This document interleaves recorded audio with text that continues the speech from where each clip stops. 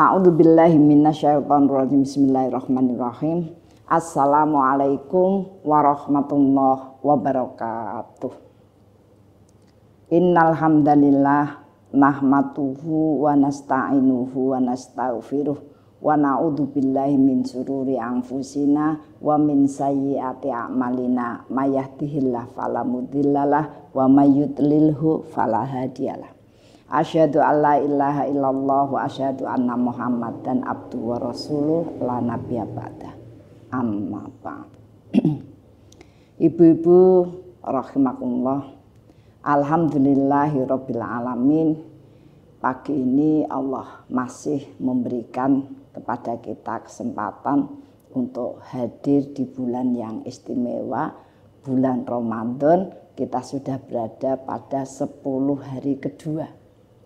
Mudah-mudahan upaya-upaya kita dalam mengisi bulan Ramadan dengan amal-amal akan berdampak pada pembersihan jiwa, peningkatan kualitas amal, dan kemudian memperbanyak bekal kita pada kehidupan yang sesungguhnya.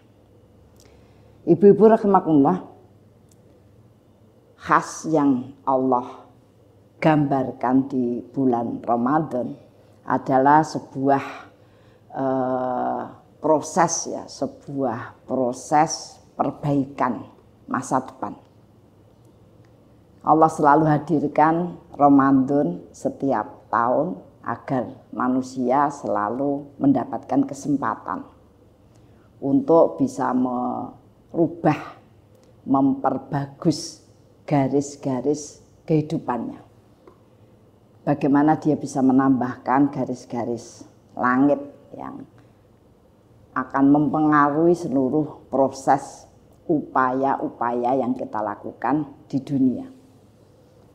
Ramadan adalah sebuah gambaran kehidupan yang produktif. Setiap orang akan membanggakan, insya Allah menjadikan amal yang terbaik di bulan Ramadan. Ya karena kondisi rahmat yang banyak, amal yang bisa dilakukannya lebih besar ya. Taruhlah puasa ya, maka insya Allah kita bisa setiap hari ya tanpa harus mempertimbangkan macam-macam. Karena memang kita diperintahkan berpuasa ya minimal 29 hari. Kemudian kita bisa meningkatkan ya, amalan yang cukup menjanjikan ya, yaitu sholat malam. Ya.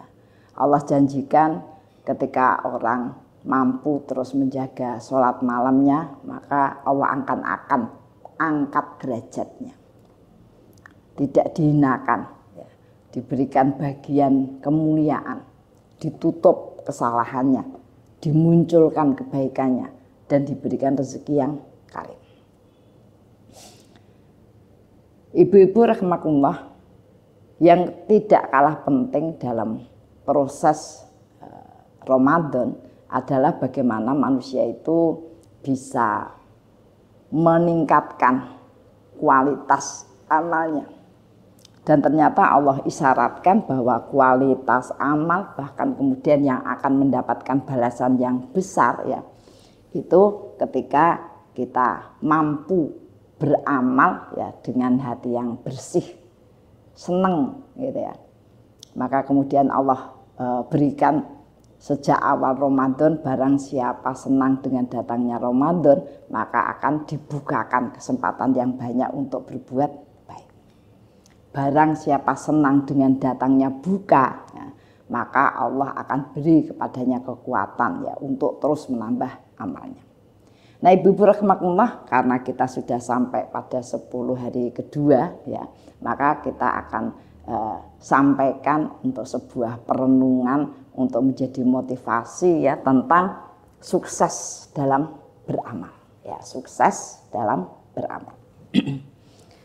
Sukses beramal itu adalah memang bagian amal yang kita lakukan dengan benar ya. kemudian produktif, dan kemudian memang benar-benar merasakan balasannya. Ya, karena itu memang hal yang hal yang menjadi rahasia Allah. Apakah manusia itu kemudian mendapatkan balasan yang kemudian dibukakan sedemikian rupa, kemudahan, kelapangan, dan keberkahan, itu memang tergantung pada nilai amalnya. Maka dikatakan sukses dalam beramal itu yang pertama, seseorang melakukan dengan yakin, ya, dengan yakin. Ya. Artinya dia melakukan itu meyakini bahwa itu perintah, ya, yang oleh Allah disediakan dan harus dilakukan dengan benar dan terus menerus, yang akan kemudian menghasilkan, ya, orang yang melakukan dengan yakin itu akan diiringi oleh petunjuk dan diiringi dengan kemenangan, keberuntungan, balasannya itu. Nah, masalahnya yang dinamakan senang sampai Allah kondisikan di bulan Ramadan, yang dinamakan senang itu satu memang punya perhatian. Orang yang senang itu punya perhatian, punya persiapan. Ya.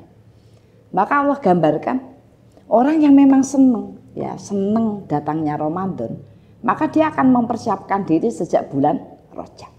Ya.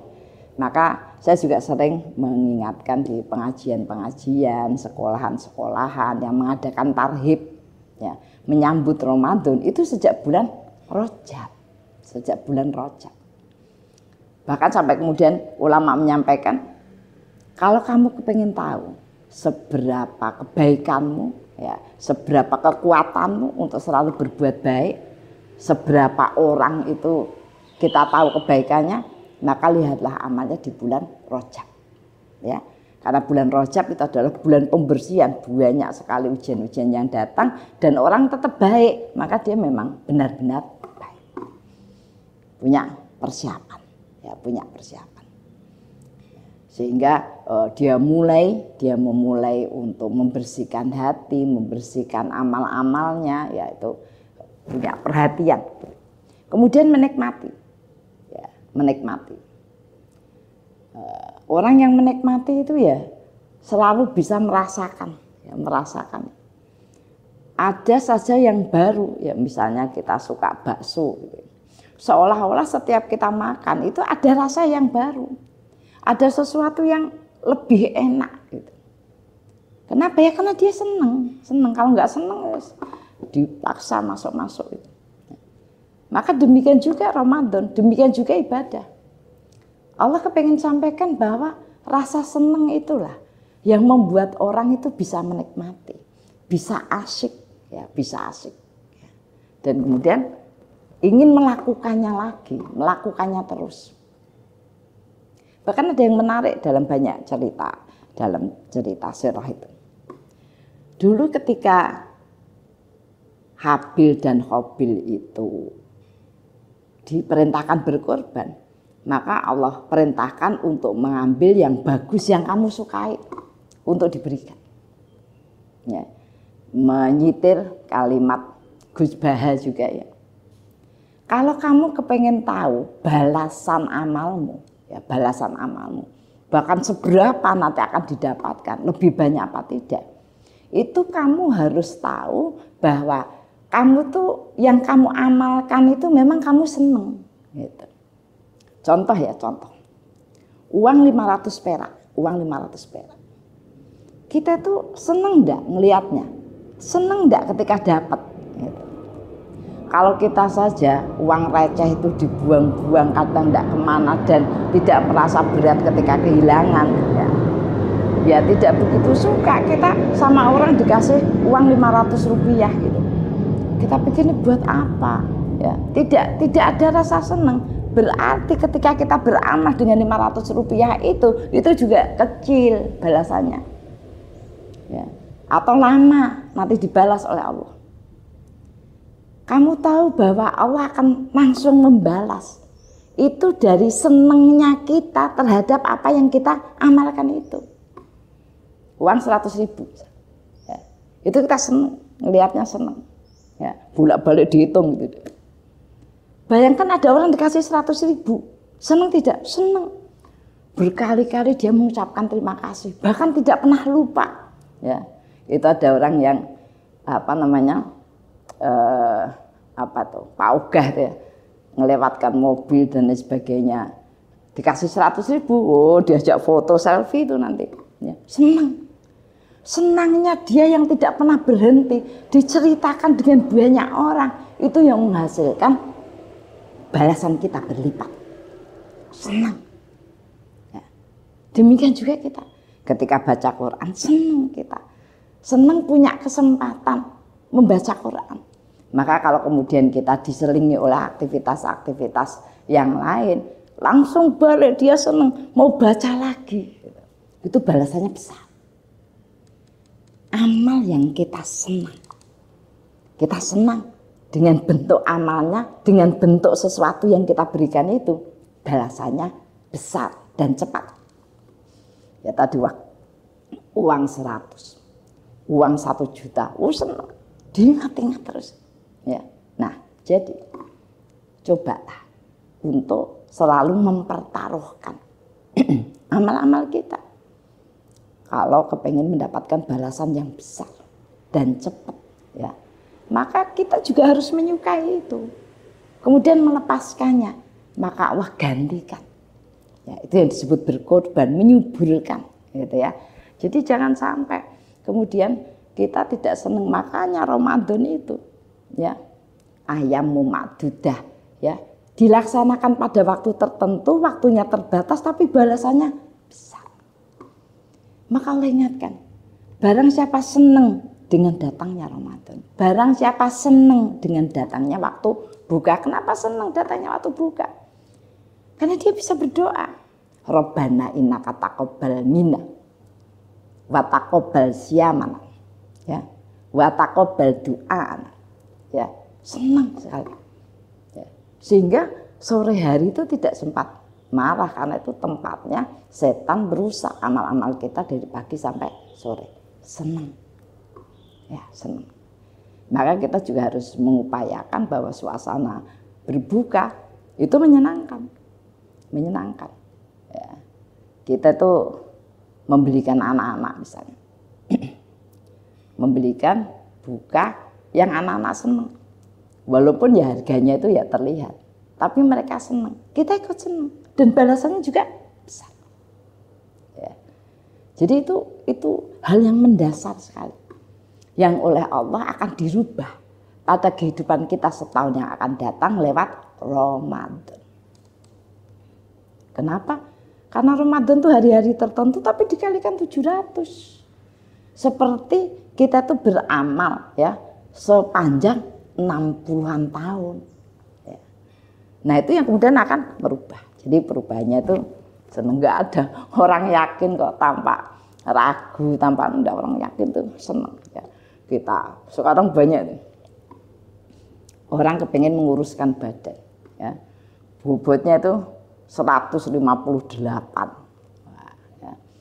Dia yakin bahwa inilah yang kemudian bisa menurunkan, maka dia lakukan dengan senang, sampai bentuknya kayak begitu. Maka 13 bulan kemudian hasilnya dia turun 58 kilo. Senang. Ya. Balasannya itu, ya, balasannya itu diberikan oleh Allah. Nah, kalau orang itu maunya hasilnya saja dan prosesnya tidak senang, bahkan tidak semangat, ya, oh ya balasannya lama, ya, balasannya lama. Bahkan kadang-kadang kenapa tidak terbalas, ketutup dengan kesalahan-kesalahan kita. Nah, gitu.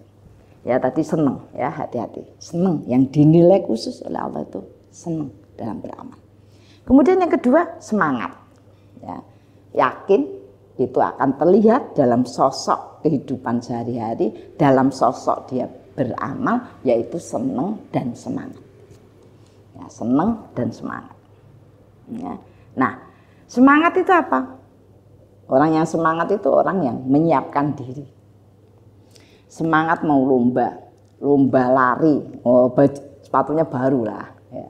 Dia menyiapkan agar sepatu itu benar-benar pas, baru, sehingga nanti akan mendukung. Nah. Orang mau lomba hafalan, ngafalin terus, ya. Terus dia semangat ngafalin, ya, semangat menyiapkan diri, itu semangat.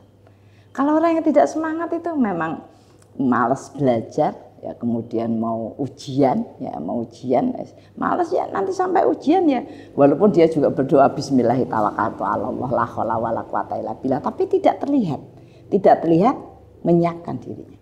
Kemudian yang kedua, menambah fasilitas, nah, ya kan, dia menyediakan waktu yang lebih banyak, ya, kemudian menyiapkan vitamin, menyiapkan kondisi dirinya, bahkan menyiapkan pakaiannya, ya, semangat itu terlihat, ya, terlihat persiapan, penambahan beberapa, ya. Kita mau lebaran, semangatnya kadang bukan panah puasanya, mau lebarannya itu. Ya, mau lebarannya itu, maka dia persiapkan goreng emping, ada mete, ya, kemudian roti ini segala macam dipersiapkan. Orang yang tidak semangat adalah bodoh, nek aku wis padha wae, kan gitu. Nya semangat, biasa-biasa saja. Ya, tidak bisa gembira dan menggembirakan. Gembira dan menggembirakan, senang dan menyenangkan. Ya. Kemudian mengkondisikan suasana, ya, sampai begitu. Tidur jangan malam-malam, ya. Besok kita berangkat biar tidak capek, biar tidak ngantuk, ya. Gitu. Disuasanakan yang bagus. Kemudian produktif, ya. Maka itu yang terakhir. Kalau tadi dikatakan orang yang senang itu ingin terus melakukan. Orang yang semangat itu produktif. Orang bilang semangat kok amalnya nggak tambah, itu namanya nggak semangat. Kenapa nggak semangat? Tadi sudah tidak bisa mengambil suasana yang senang di dalam beramal. Ya, jadi begitu. Yakin, nah, orang yakin, ya, kok tidak berbuat apa-apa. Ya, itu dikatakan orang munafik. Apakah Allah yang menciptakan? Siapakah yang menciptakan kamu? Allah. Siapakah yang menciptakan bumi? Allah. Tapi mereka tidak mau berbuat untuk bagaimana tunduk kepada Allah. Nah, itu bukan yakin.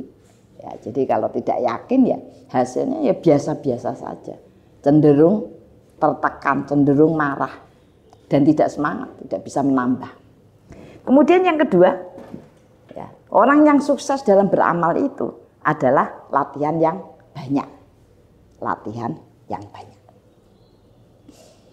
Jadi dalam sunatullah, dalam rumusan itu enggak ada orang yang tidak latihan, bahkan latihannya tidak banyak, itu kemudian mendulang prestasi yang tinggi, enggak ada. Semua orang yang punya prestasi yang tinggi itu latihan yang banyak. Ya. Sekedar hal yang enggak masuk hitungan sunnah lah, ya. Mungkin ya enggak tahu balasan pahalanya apa, ya.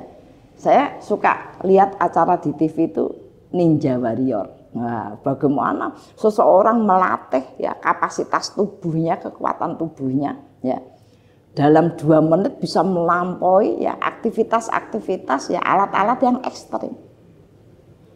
Sang juara ketika ditanya berapa latihannya? Nah, berapa latihannya? Mereka menjawab pelatihan 6 tahun, 7 tahun, setiap hari 6-7 jam untuk meraih sebuah prestasi.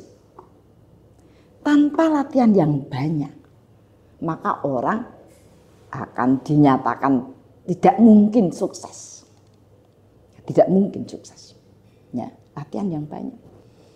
Dalam ilmu misalnya, saya pernah tanya, saya dulu seorang guru, saya tanya seorang murid yang ikut olimpiade fisika, kamu berapa buku yang kamu baca dan kamu pakai latihan?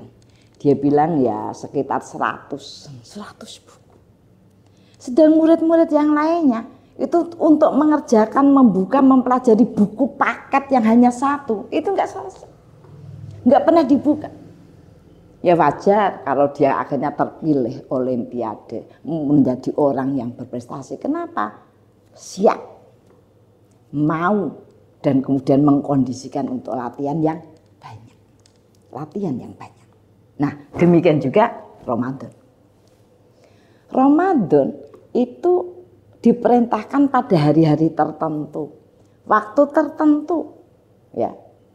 Paling cepat 29 hari, paling lama 30 hari. Tetapi Allah memberikan perpanjangan, ya, lipatan keberkahan sampai 700.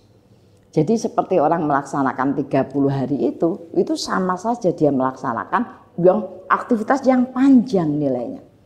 Sampai 60-an tahun. Maka sampai dikatakan kehilangan 1 hari amal di bulan Ramadan itu kehilangan nilai amal selama 2 tahun. Kita tahu. Maka ketika kita itu lemas, kita itu lapar, kita itu pusing, maka ini yang menentukan. Kalau memang dia yakin, muncul senangnya, muncul semangatnya, bisa baca pelan-pelan, melaksanakan, bisa tetap mengisi. Kenapa? Kehilangan 1 hari amal. Itu sama dengan kita kehilangan nilai 2 tahun amal. Gitu ya. Nah, kenapa latihannya harus banyak? Ternyata itu mengandung 2 misi. Yang pertama, agar terbentuk ritme. Ya. Ritme apa? Pola yang teratur. Kalau amal itu tidak sampai pada pola yang teratur, itu akan membebani, ya, tidak bisa ringan, tidak bisa mengalir.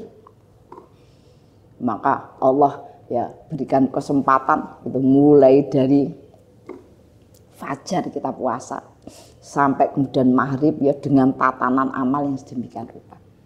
Tujuannya tidak sekedar pokoknya aku kudu maca yang banyak harus begini, enggak, tapi diperhatikan yang menjadi tujuan banyaknya amal itu agar tercapai ritme, tercapai pola yang teratur. Makanya banyak sekali hal yang terjadi, misalnya gini. Kalau kita bisa baca Quran yang banyak, wiridnya hilang. Ya. Kalau kita bisa wirid lengkap, Qurannya kurang, gitu. Bukan begitu. Maka satu hal prinsip yang sangat penting yang disampaikan Abu Bakar itu setiap amal punya waktu. Kita tuh sebenarnya sudah diatur sedemikian rupa. Kenapa? Kita banyak maunya. Kita punya banyak kepentingan. Pahalanya banyak yang mana? Aku akan dapat apa? Sehingga kemudian bingungi. Dia tidak punya pola yang teratur. Tidak punya pola yang teratur. Ya. Makanya ketika kita bahas pengajian misalnya, ya.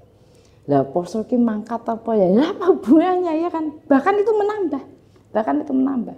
Tetapi ya tadi kita misalnya ada hujan, padahal kita mau belanja hujan berangkat. Tapi ketika mau pengajian, ya Bu, pengajiannya masuk apa tidak? Loh yang tanya itu loh, datanya pakai mobil, ya kan? Nah itu tadi, itu belum menemukan ritme kehidupan. Asal satu amal kemudian kita tambahkan, maka amal yang lain akan menjadi hilang. Itu namanya belum ketemu. Dia hanya konsentrasi bagaimana aku bisa beramal. Nah itu ya, jadi pola. Kemudian yang kedua, ternyata untuk menambah kapasitas atau kekuatan mengambil beban. Nah, ini sama, pola ruhiyah itu sama dengan pola jasadiyah. Kenapa kita itu harus olahraga? Terutama olahraga yang teratur, rutin. Kenapa? Karena itu menjaga kardio, ya kan? Detak jantung, ya agar lancar. Tak, tak, tak, tak gitu ya. Bukan begitu. Terus, itu harus. Ya. Maka sekarang lagi ngetren ya. Jalan 30 menit ya, jalan 3.000 langkah, 6.000 langkah dan sebagainya. Itu yang akan dituju itu terusnya, bukan pernah ya. Kita kemudian tidak jalan karena nunggu sepatu online belum datang lah ya dan lain sebagainya ya. Bukan itu, yang terpenting bukan itu. Ya alat ukurnya lah bukan itu, tetapi bagaimana kemudian kita menyadari bahwa gerak badan yang teratur itu menunjang ya, menunjang sirkulasi darah yang bagus, yang teratur itu. Tetapi ternyata hal-hal yang mengalir itu tidak cukup. Ya, tidak cukup karena ada satu lagi dalam proses kehidupan itu adalah bagaimana manusia itu punya banyak endapan. Ya, punya banyak endapan. Sakit hati lah, kekecewaan lah, kemudian merasa targetnya tidak terpenuhi ya. Maka sekarang ada pembahasan penyakit fisiologis, bukan psikosomatik. Tetapi keinginan yang banyak, terburu-buru, emosi itu kemudian membuat organ tubuh kita itu menderita dan akhirnya menjadi penyakit. Nah, maka ternyata memang salah satu yang bisa mengurai ya, mengurai endapan, mengurai masalah, mengurai hal-hal yang menghalangi itu apa? Mengambil beban yang lebih banyak. Ramadan itu kita disuruh banyak istighfar, banyak zikir, mengambil beban. Sudah tadi kita sampaikan, kalau kemudian kita itu melaksanakan tidak dengan senang, itu balasannya tidak langsung. Dan ketika Allah itu melihat orang itu mampu berkorban, mengambil beban yang lebih banyak, ya, maka kemudian langsung dihilangkan. Dan itu butuh dilatih. Kalau dalam bahasa latihan beban tubuh, latihan beban, olahraga beban tubuh itu, kita kalau latihan beban, ya angkat beban. Kalau angkat beban itu 1, 2, 3, 4, 5 itu biasa saja, tidak pakai sakit, berarti harus ditambah. Kita juga begitu. Kita loh istighfar habis sholat itu hanya 3 kali, astagfirullahaladzim, astagfirullahaladzim, astagfirullahaladzim, la ilaha illallah wahdahu la syarika lah, 3 kali. Kemudian subhanallah, subhanallah.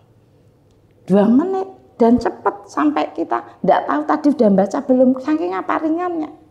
Artinya apa? Harus ditambah. Agar apa? Terurai.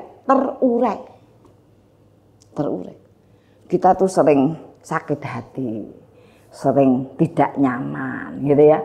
Itu harus dibasuh dengan apa? Tasbih yang banyak. Karena tadi agar terurai. Terurainya endapan, terurainya masalah, terurainya sesuatu yang menghalangi, itu akan menjadikan peningkatan prestasi yang besar dalam proses beramal. Kenapa menjadi prestasi yang besar? Karena balasannya pun tinggi.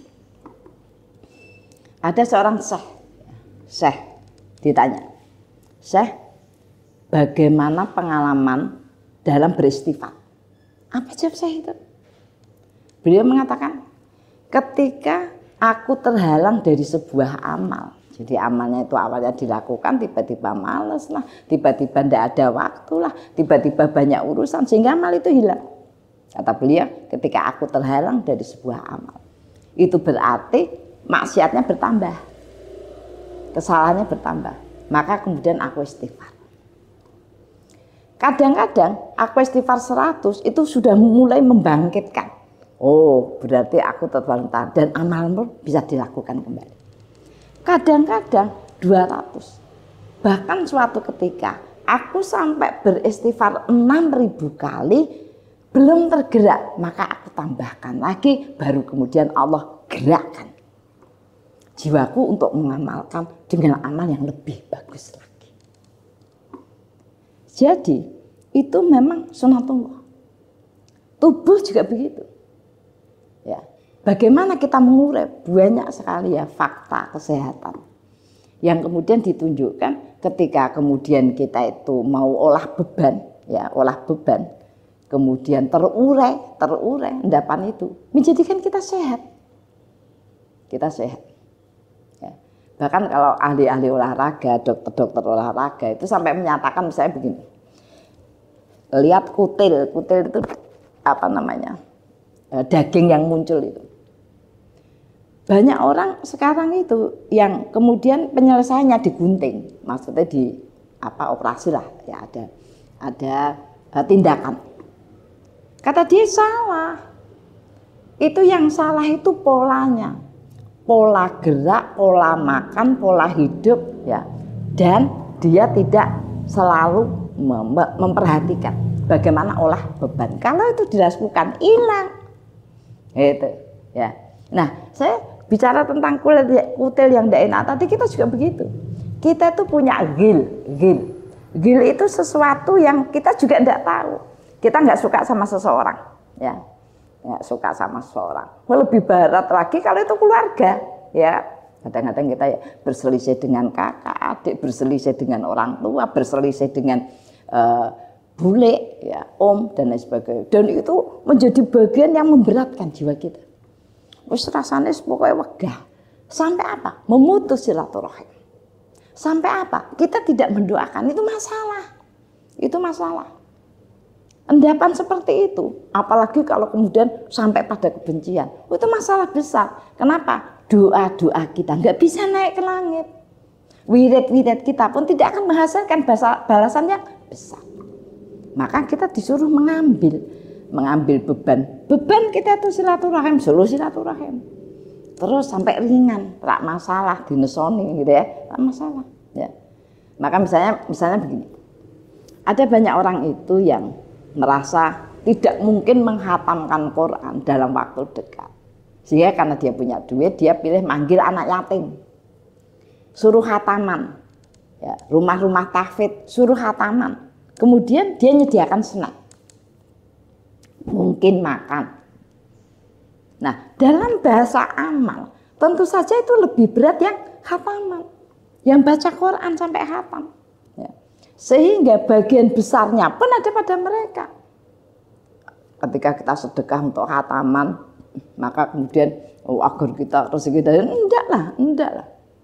Ya, jadi ketika kemudian kita itu belum merasa berat, itu pahalanya sedikit. Bagaimana agar merasa berat? Dilatih. Merasa berat, ada yang para sahabat itu Ramadan khatam siangnya, khatam malamnya. Ya Allah, kesel lah. Ya. Ada yang kemudian khatam sehari sekali. Wah. Berarti rak ngomong apa? Berat, itu sangat berat. Sengaja diambil, apalagi khusus Ramadan. Agar apa? Agar terurai. Banyak hal yang menghalangi langkah-langkah keberhasilan kita. Ya. Orang yang tidak ada halangannya seperti jalan tol. Semua disempurnakan oleh Allah. Bisa sholat tepat pada waktunya, bisa selalu sunnah, bisa bersedekah, bisa berinfak, bisa berzakat, bisa umroh, bisa haji. Tidak harus selalu, tidak. Itu namanya sempurna. Disempurnakan. Kenapa? Karena tadi dia memang melatih dirinya, bukan melatih menjadi kaya, bukan. Melatih untuk apa? Kuat mengambil beban orang lain juga. Itu ya. Jadi maka sampai dikatakan kita itu bersedekah sampai seneng, jangan gelau, sampai seneng. Yang namanya seneng apa? Punya perhatian siapa yang akan disedekahi, bisa menikmati. Kenapa? Karena orang bersedekah itu sebelum sampai pada orangnya, sampai ke tangan Allah dulu. Dan kemudian dikembalikan, karena senang dikembalikan pada kita dalam bahasa kebahagiaan. Lalu kepengen nambah. Ya, jadi jangan pokoknya sekali gitu. Nah, itu ya, jadi itu mengambil masalah orang dengan mendoakan, kita tidak punya masalah, mendapatkan bagiannya juga, ya itu. Kemudian yang ketiga, belajar dari orang lain, agar punya pandangan yang luas, agar bisa menemukan banyak cara. Ya. Belajar dari orang lain. Itu yang menyebabkan orang akan berkembang lebih cepat kebaikannya. Kita mengambil bahasa para ulama, ya, atau saya suka dengarkan Gus Bah itu cerita gini. Kulon niku diceritani bapak, ya. Saya tuh diceritani bapak begini gitu. Namanya belajar dari orang lain.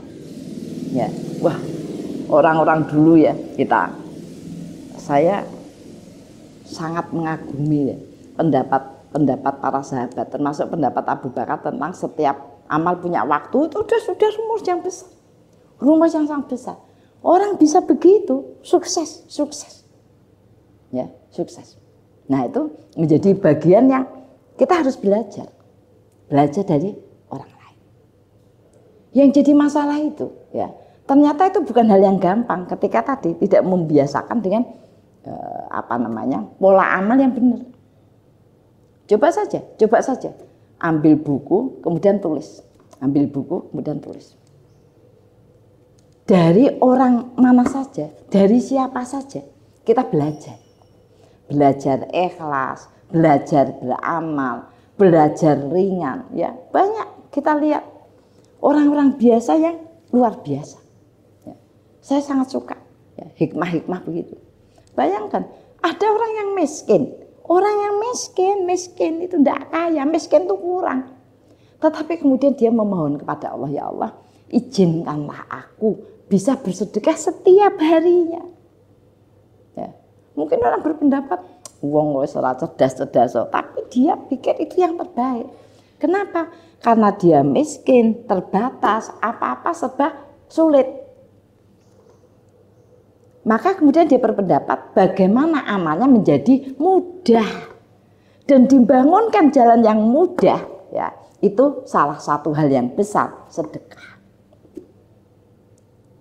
Dan ketulusan dia, kesungguhan dia untuk senang kepada sedekah dijabah sama Allah. Dijabah sama Allah. Setiap hari diberikan rezeki, mulai dari yang sederhana dapat snack. Dia dapat 3 disedekahkan 1, dapat 2 disedekahkan 1. Faktanya setiap hari bisa sedekah.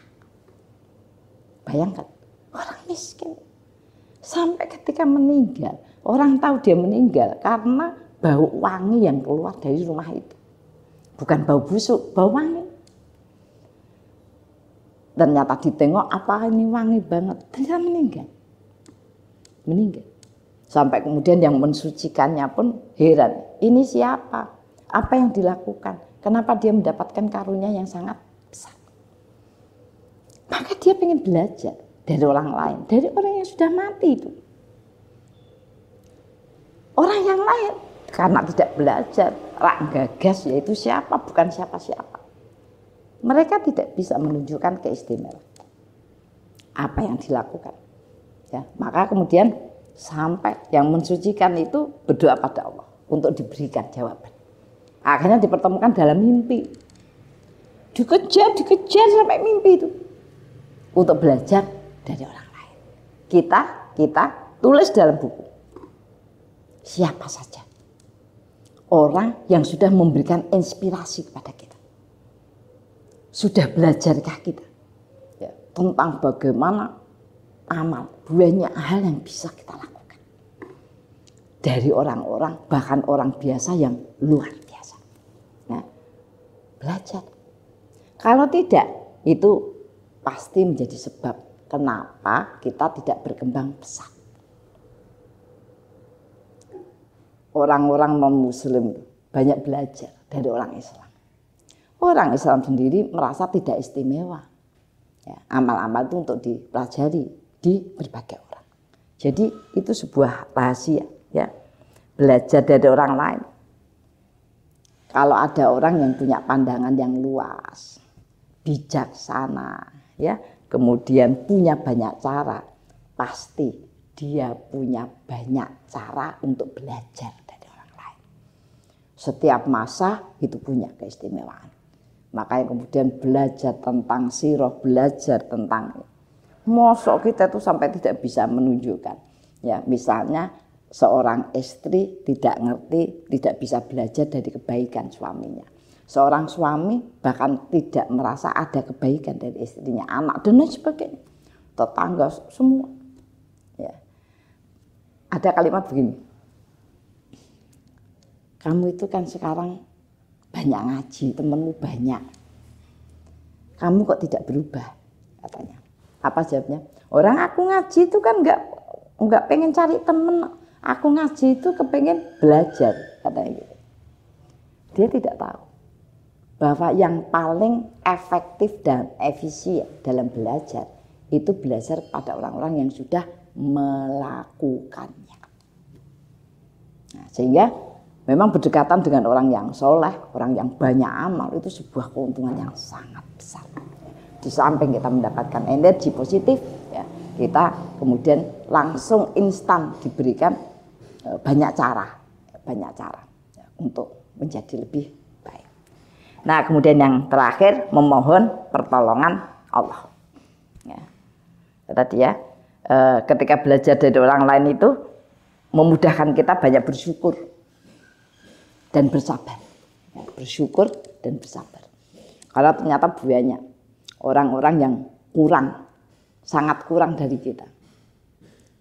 Dan orang-orang yang lebih juga banyak. Maka kita bersyukur, kemudian bersabar, menahan diri. Kalau belum masanya, kalau belum waktunya, kalau tidak jatahnya, maka memang kita harus menahan diri agar kita pun mendapatkan balasan yang tidak terbatas. Ya, bersyukur itu kita bisa terus mendapatkan kenikmatan. Ya, bertambah kenikmatannya. Apa yang dicari dalam kehidupan? Itu bertambahnya kenikmatan. Bersabar itu Allah akan memberikan kepada kita balasan tanpa batas. Apa maksud balasan tanpa batas itu? Semua hal-hal yang penting yang nanti akan tetap ya, berada, akan menjadikan pertolongan kita di akhirat, itu semua bisa terlaksana. Kalau terbatas itu ya tadi, ketika kita baca Quran, wiridnya hilang. Ketika wirid, baca Qurannya hilang. Ketika kita lagi nyuci nyetrika, masaknya hilang. Tidak pernah tugas-tugas itu bisa terlaksana dengan baik dan menyenangkan orang lain. Ya, nah itu yang kemudian menjadikan tadi kita belum mendapatkan pahala sabarnya. Ya, jadi hilang terus kalau nambah amal hilang gitu. Padahal prinsip amal itu ditambah, kita lakukan dengan senang terus menerus, mapan ditambah lagi, ambil beban lagi terus gitu. Sampai kemudian kita memang maksimal. Satu hari sama dengan titik-titik amal itu harus tambah kok. Ya. Kalau hari ini kamu lebih buruk dari yang kemarin, itu celaka. Hari ini sama dengan kemarin, itu rugi. Hari ini harus lebih baik dari kemarin. Nah, yang terakhir memohon pertolongan. Apa memohon pertolongan pada Allah itu? Satu ya, meminta ampun. Agar apa? Agar hati kita bersih, jiwanya bersih, tidak sombong. Kenapa? Karena sesungguhnya manusia itu ya hanya manusia itu kan tugasnya mencari, mendengarkan, mencari perintah, kemudian melaksanakan dengan benar dan terus melaksanakan. Jadi kalau nggak ada perintahnya ya sebenarnya kita juga tidak punya banyak amal. Jadi kalau ada orang yang sombong bisa ini ya, itu ya tidak tepat ya, itu sudah kelewat dan itu ya balasannya juga tidak ada kecuali kemudian dihapus amal-amal. Kemudian yang kedua minta petunjuk, didekatkan dengan kebaikan dan dijauhkan dari keburukan. Maka kalimat yang khas ya, kalimat yang khas di Ramadan yang diajarkan, bahkan nanti kita disuruh memperbanyak, tidak berhenti di 10 hari terakhir ya. Itu asyhadu alla ilaha illallah astaghfirullah inni as'alukal jannah wa a'udzubika minan nar. Allahumma innaka afuwun tuhibbul afwa. Ya, kita berharap kita bisa melalui Ramadan dengan baik dan Allah sudah menata demikian rupa. Orang yang senang, orang yang semangat, orang yang punya latihan memanfaatkan latihan yang banyak, maka dia akan sampai pada puncaknya. Puncaknya Ramadan itu ada pada 10 hari terakhir. Nah, puncaknya. Makanya kita diuji rasa senengnya, semangatnya, keteraturannya itu pada puncak. Dan banyak yang berguguran. Di 10 hari terakhir itu ya sudah sakit, sudah capek, sudah mikir lebaran ya. Jadi akhirnya kita itu ya Allah ingin memberitahu kita itu tidak senang betul dengan Ramadan yang akan bisa meningkatkan kehidupan kita. Kita senang lebaran. Ya. Maka kebetulan di Indonesia itu tidak sama terus, jadi membentuk masyarakatnya itu menjadi cerdas ya. Puasanya ikut yang akhir, lebarannya ikut yang awal ya, sehingga mudah penake gitu. Nah mudah-mudahan kita termasuk orang-orang yang punya perhatian yang banyak, bisa memanfaatkan momen-momen istimewa. Dulu sudah pernah saya sampaikan ya, pribadi yang besar, orang yang punya karakter yang besar itu hanya lahir dari momen-momen yang sulit. Ya, momen-momen yang sulit. Ya. Sehingga ketika Allah sudah membagi 10 hari pertama, 10 hari kedua kita tingkatkan, puncaknya ada pada 10 hari terakhir. Bahkan puncaknya itu Allah itu memberikan kesempatan, terutama untuk laki-laki etikaf, dan yang dinamakan etikaf itu terputus dengan dunia.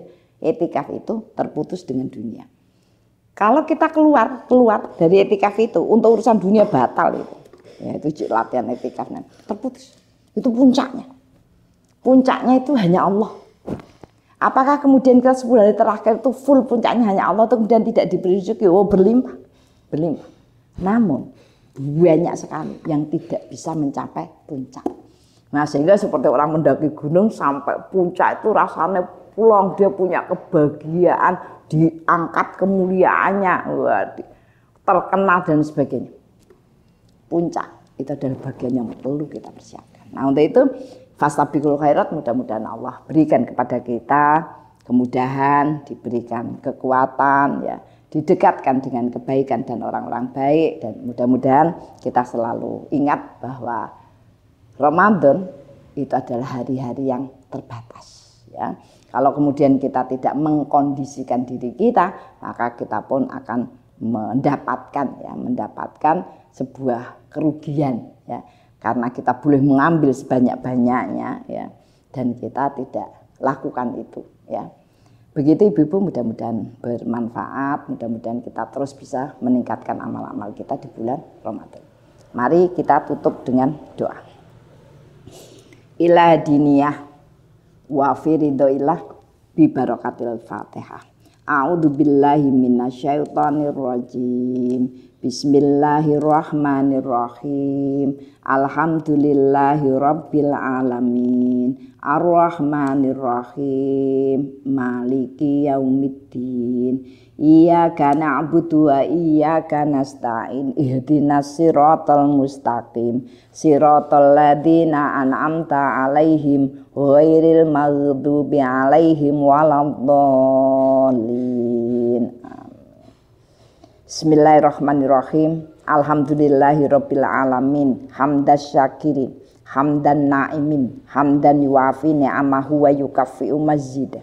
Rabbana lakal hamdu kama yanbaghi li jalali wajhika wa 'azimi sultani. Raditu billahi rabba wa bil islami dina wa bi Muhammadin nabiyya wa rasulah. Rabbana dzalamna anfusana wa illam taghfir lana wa tarhamna lanakunanna minal khasirin.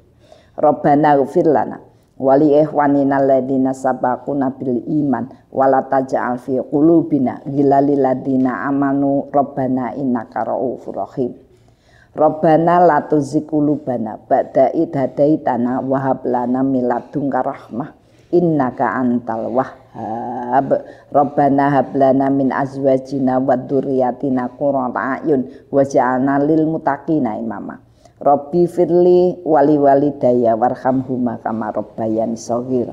Allahumma inna nas'alukal huda wa tuqa wal afafa wal ghina. Allahumma inna nas'aluka salamatan fid din wa afiatan fi jasad wa ziyadatan fil ilmi wa barakatan fi rizqi wa taubatan qoblal maut wa rahmatan 'indal maut wa maghfiratan ba'dal maut. Allahumma hawin alaina fi sakaratil maut wa najata minan nar wa afaindal hisab.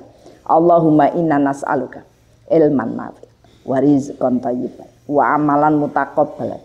Allahumma inna nas'aluka sabata fil amrina wa nas'aluka azimata rusdi wa nas'aluka syukra ni'mataka wa husna ibadatika wa nas'aluka lisanan shadiqan wa qalban salima wa khuluqan mustaqima wa na'udzubika min syarri ma ta'lam wa nas'aluka min khairi ma ta'lam wa nastaghfiruka mimma ta'lam innaka antal alamul ghuyub. Allahumma ja'alna muqimas shalah wa min dzurriyyatina. Allahumma ja'alna mafatihal khair wa maghliqa syarri fi kulli zaman wa makan wa ma'kul insan. Allahumma ja'alna minal ladzina idza ahsanu istabsyiru wa idza sa'u istaghfaru. Allahumma ja'alna fi amalina ajran katsira wa sabrun wa rahmah wa hikmah wa barakah. Rabbana atina min ladunka rahmah wa hayyi lana min amrina rasyada. Rabbana atina fid dunya hasanah wa fil akhirati hasanah wa qina adzabannar. Subhana rabbika rabbil izzati amma yasifun wa salamun alal mursalin walhamdulillahi rabbil alamin. Kita tutup dengan kafaratul majlis. Subhanakallahumma wa bihamdika asyhadu an la ilaha illa anta astaghfiruka wa atubu ilaik. Al-haqqu min rabbik wa la takunanna minal mumtarin. Assalamualaikum warahmatullahi wabarakatuh.